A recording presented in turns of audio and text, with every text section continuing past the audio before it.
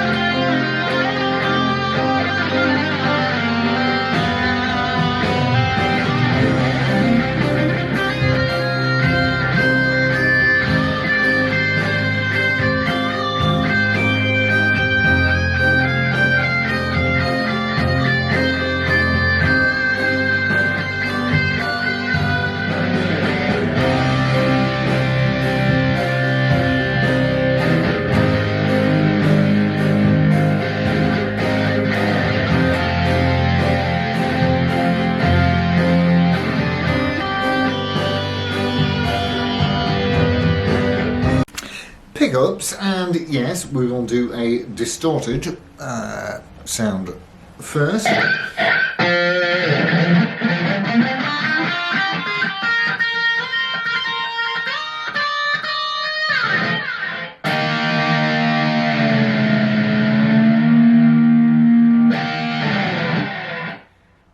Gotta tell you, that returns the pitch really brilliantly, and I'll tell you a little bit about that. Okay, so pickups on clean, and we will start. So these shear knobs, they do, or switches, I should say. These activate the pickups 1, 2, 3, 1, 2, 3, and these control your in or out of phase. So I've got all the phases switched on, and we'll do one pickup at a time. So we'll start with the bridge.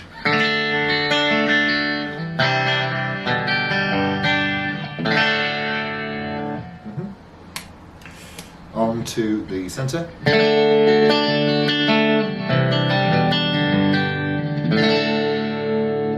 Lovely. And onto the neck.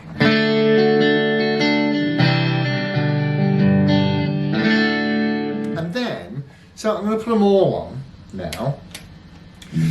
I think the setting I was using for the distorted sound was with just the neck pickup out of phase, which is controlled by this lower switch here. See, that is so nasal, sounds like a banjo, but that's how you get, well, as close to ordinary mortals can probably get to that Brian May sound when it is distorted. Really? Do you have to? Right, okay, let's have a look around it.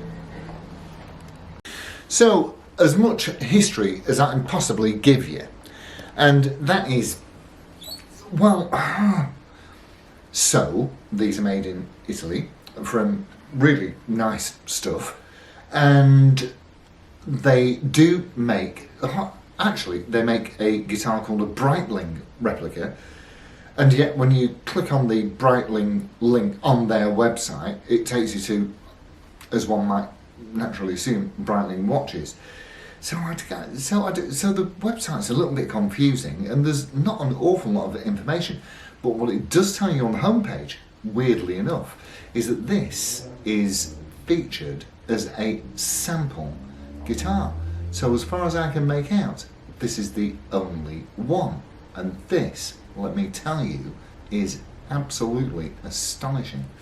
They're bolt-on neck guitars from the Jim Reed Italia Jim Reed website. Have a look.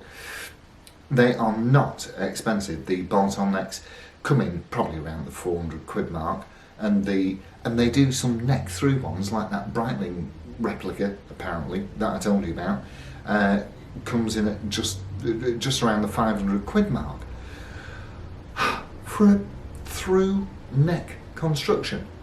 Sounds pretty good to me. And they use these Armstrong Kent pickups.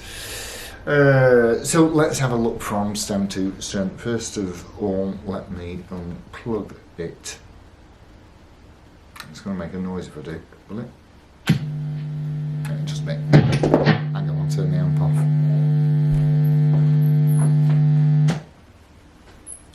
So, Red Special Tribute, I would have to say. So we have got Jim Reed's name here. Apparently he's a guitarist, but again, can't find any. When I type in Jim Reed, it brings up Jimmy Reed, who passed away sadly in 1976, a fabulous instrumentalist. And we have got the Spade head, as per the Brian May Red Special around the back here.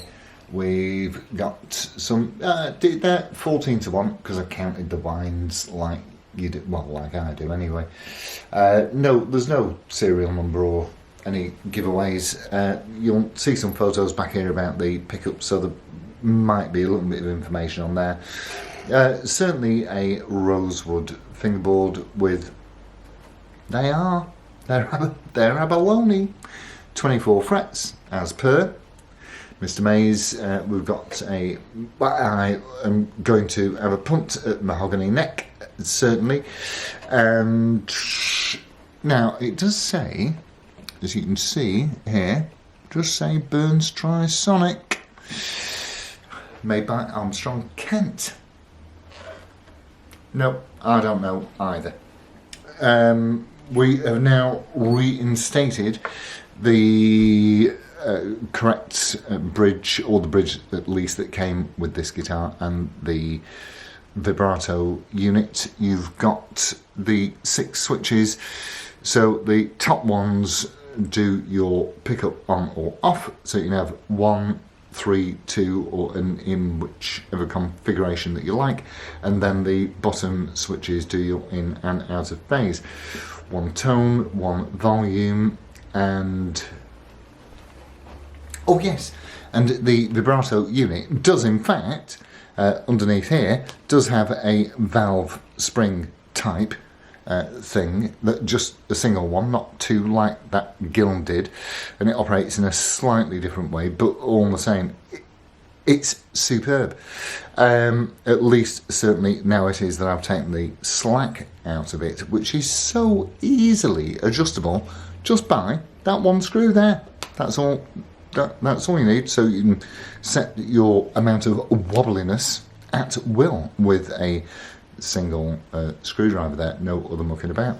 It's got a Wilkinson style pushing 5mm tremolo arm, and so of course the strings go through there and pass over these slotted roller style bridge saddles. Heights adjustable with the 2 screws here, a bit like a Tunematic, I guess, and all individually intonatable, with the saddles also rise and fall in the normal way. It's superb. It's certainly mahogany body, and you've got this delicious binding all the way around it, and this thing's been, and like I say, as far as I can tell, this was a sample guitar. I would, honest to God, I have no idea how to value this, because it is so well made. The action is, please focus for me today. The action is exactly where we want it. I've done all the intonation on it, which was, apart from 1 or 2 just minor adjustments, was absolutely bang on. And it plays like a blinking dream, it really does. And it sounds awesome. Well, IMO. So there you have it, and you still got the 0 frets with a nut that really is just sitting there to guide the strings to their correct destination. And this is I've no idea how old it is. Like I say, you could probably find out from the pickles, but I didn't study them in that great detail. And yeah, now, so you see the ferrules here. They are there because it had been unvibratoed, and we had a hard strap tail type unit here instead of this roller bridge, which I thought, quite frankly, was a little bit sad, and so we have now reinstated it to its correct order. If you have a look at the Wednesday one that we've just done, then you will get some better idea of what's gone on there. But all in all, I've got to say, you know, the only thing that I will do to this is I will buy some nicer knobs, and if I could possibly buy those aluminium witch hat types that are on Brian May's guitar, then I would certainly buy some of those. But you know, this is fabulous. I mean, look at the you can't even see the join, and it's beautifully balanced. It plays impeccably, and I would struggle, I think, to find anything that looked or sounded better without actually going and stealing something from Brian May.